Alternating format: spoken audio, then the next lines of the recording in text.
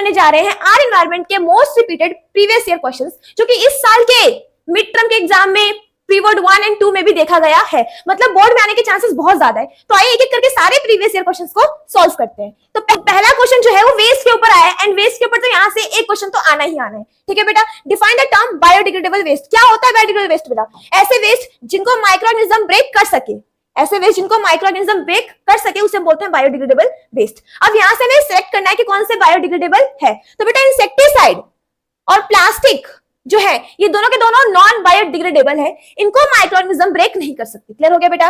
And agriculture waste और sewage ये आपके क्या है बेटा? ये ऑर्गेनिक वेस्ट है, इनको जो माइक्रोऑर्गेनिज्म होते हैं वेस्ट कर सकते हैं। So agriculture waste and sewage ये दोनों के दोनों क्या है बेटा? Biodegradable waste. क्लियर हो गया? कोई डाउट है बेटा?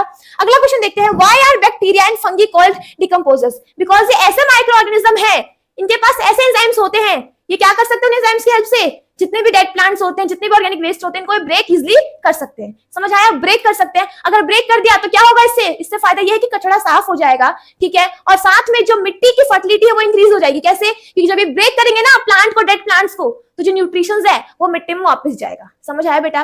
तो ये फर्टिलिटी इंक्रीज करते हैं, एनवायरनमेंट क्लीन करते हैं। समझ आ गया? इसलिए इनको हम डिकम्पोजर्स कहते हैं। Very beneficial for us. Clear हो गया? ब्रेक डाउन करते हैं कॉम्प्लेक्स मटेरियल्स को, डेड प्लांट्स को। समझ आ गया? एनवायरनमेंट क्लीन करने में हेल्प करते हैं, सॉइल की फर्टिलिटी को इंक्रीज करते हैं। क्लियर हो गया बेटा? बहुत इंपॉर्टेंट है। डिकम्पोजर के ऊपर तो एक क्वेश्चन कंफर्म बनेगा ही बनेगा। समझ आ गया बच्चे?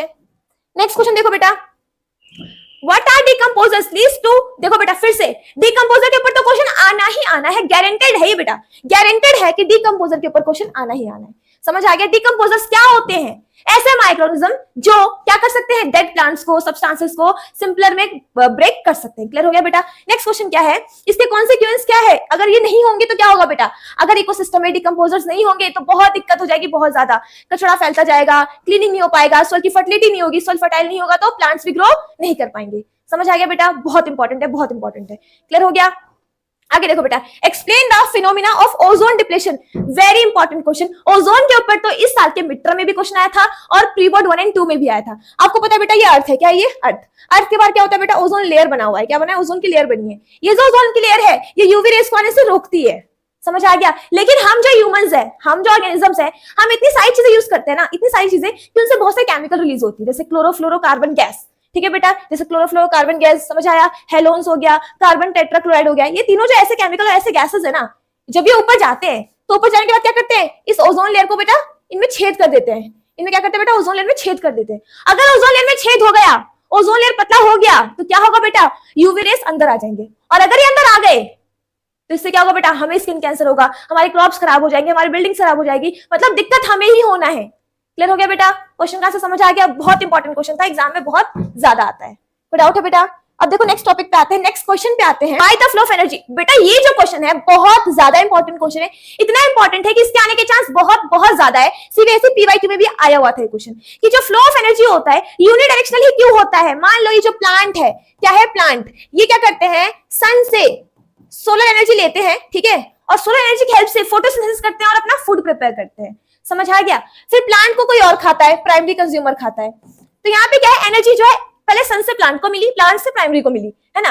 अब यूनिडायरेक्शन इसे कहते हैं। क्यों कहते हैं? आपको पता है जो प्लांट है, सोलर एनर्जी जो उसने कैप्चर किया होगा, क्या इस को वापस कर सकता है? नहीं कर सकता। और प्राइमरी ने प्लांट को खाया होगा, क्या प्राइमरी कंज्यूमर प्लांट को एनर्जी वापस दे सकता है? नहीं दे सकता। तो सारे केसेस में जो एनर्जी है वो बैक मतलब पीछे नहीं जा सकती है। समझ आ गया? इसलिए इसके फ्लो को हम बोलते हैं यूनिडायरेक्शनल। समझ आ गया बेटा? बहुत इंपॉर्टेंट क्वेश्चन था, ये आ सकता है।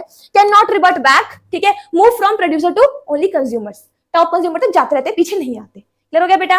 नेक्स्ट क्वेश्चन देखो, consider the food chain grass, deer, lion, what will happen if all the lions are removed. बेटा ऐसा क्वेश्चन तो एक आता है, केस स्टडी बेस्ड आने वाला है, आपको पता ही है, तो एक केस स्टडी बेस्ड जैसा क्वेश्चन तो आएगा ही। समझ आया? ये बोल रहा है कि ग्रास को किसने खाया? डियर ने। डियर को खाया लायन ने। अगर क्या होगा? अगर लायन को हम हटा दे तो क्या होगा? किसी भी एक फूड चेन में से अगर एक लेवल को हटा दे तो क्या होगा? अगर लायन को हटा देंगे तो ये क्या होगा? तो बेटा अगर डियर को खाने वाला कोई बचा ही नहीं है, मैंने क्या किया? सारे लायन को हटा दिए, तो डियर का जो पॉपुलेशन है वो बढ़ता जाएगा, बढ़ता जाएगा, बढ़ता जाएगा, इतना बढ़ जाएगा कि ओवरग्रेजिंग करेंगे, बहुत ज्यादा ग्रासेस खाएंगे, ओवरग्रेजिंग करेंगे, और ओवरग्रेजिंग से क्या होगा? सॉइल इरोजन हो जाएगा। फिर मतलब जो इकोसिस्टम है ना पूरा का पूरा डिसबैलेंस हो जाएगा, इम्बैलेंस हो जाएगा। समझ आ गया बेटा? तो अगर ये बोलता है कि अगर ये क्वेश्चन यहीं पे बोलता कि अगर हम डियर को हटा दें तो क्या होता, तो हम बोलते जो ग्रासेस है वो बढ़ जाते और जो नंबर ऑफ लायंस है वो डिक्रीज हो जाते। समझ आ गया? तो ऐसा क्वेश्चन आ सकता है कोई भी किसी को हटा देगा, तो याद रखना जो पीछे वाला है उसका संख्या बढ़ता जाएगा और जो आगे वाले हैं उनकी संख्या कम होती जाएगी। याद रखना बेटा, ये क्वेश्चन आने के चांसेस बहुत ज्यादा है। क्लियर हो गया? डियर पॉपुलेशन विल इंक्रीज और ओवरग्रेजिंग होने से इकोलॉजिकल इंबैलेंस हो जाएगा, सोल इरोजन भी हो सकता है। क्लियर हो गया बेटा? नेक्स्ट क्वेश्चन पे आते हैं, what is the role of the ozone layer in the atmosphere, how is it formed when explain. अभी बताया था बेटा आपको, ओजोन लेयर बहुत इंपॉर्टेंट है, यूवी रेस को आने से रोकता है। बनता कैसे बेटा? तो आपको पता है ये अर्थ है, ठीक है, अर्थ के बाद तो एटमॉस्फेयर होगा, मतलब ऑक्सीजन गैस भी होंगी, है ना। अब यहाँ से सन है, सन की यूवी रेस जो आ रही होंगी, यूवी रेस जो आ रही होगी वो O2 को ब्रेक कर देगा, ठीक है, ऑक्सीजन मॉलिक्यूल को ब्रेक कर देगा, मतलब अब यहाँ पे सिंगल ऑक्सीजन भी अब है। अब क्या होगा, ये ऑक्सीजन मॉलिक्यूल और फ्री एटम ये दोनों कंबाइन हो जाएंगे, रिएक्शन कर लेंगे, कंबाइन हो जाएंगे और O3 बन जाएगा। समझ आया? ऐसे करके O3 का लेयर बनता जाएगा, मतलब यूवी रेस जो है वो ओजोन लेयर को बना भी रहे हैं। समझ आया? लेकिन हम लोग क्या कर रहे हैं, अंदर इतने सारे गैसेस रिलीज कर रहे हैं, इतनी सारी चीजें यूज कर रहे हैं, क्लोरोफ्लोरोकार्बन गैस रिलीज होता है। समझ आया? वो जाके ऊपर इन ओजोन लेयर में छेद कर देता है, और अगर छेद हो गया तो यूवी रेस अंदर आ जाएंगी, जिससे क्या होगा, स्किन कैंसर हो सकता है। क्लियर हो गया? तो इफेक्ट समझ आ गया, क्रॉप सारे खराब हो जाएंगे, हर चीज बेकार हो जाएगा। कोई डाउट है बेटा? बहुत इंपॉर्टेंट क्वेश्चन है, ओजोन लेयर के ऊपर तो क्वेश्चन आना ही आना है।